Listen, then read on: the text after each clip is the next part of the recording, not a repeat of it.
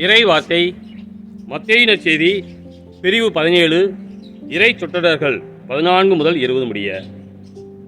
இயேசுவும் சீடர்களும் மக்கள் கூட்டத்தினரிடம் வந்தபோது ஒருவர் இயேசுவை அணுகி அவர் முன் முழந்தாள் படியிட்டு, ஐயா, என் மகனுக்கு இரங்கும்.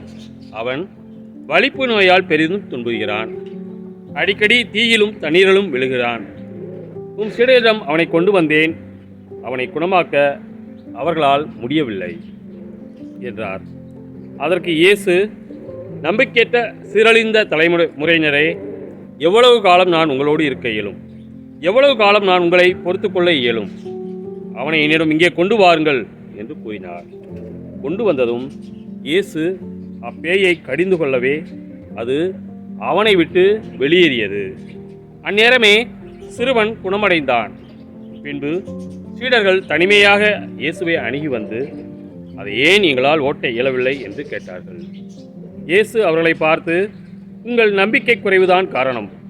உங்களுக்கு கடுகளவு நம்பிக்கை இருந்தால் நீங்கள் இம்மலையை பார்த்து இங்கிருந்து பெயர்ந்து அங்கு போ என கூறினால் அது பெயர்ந்து போகும். உங்களால் முடியாதது ஒன்றும் இராது என நான் உங்களுக்கு சொல்கிறேன் என்றார். கிறிஸ்துவின் நற்செய்தி.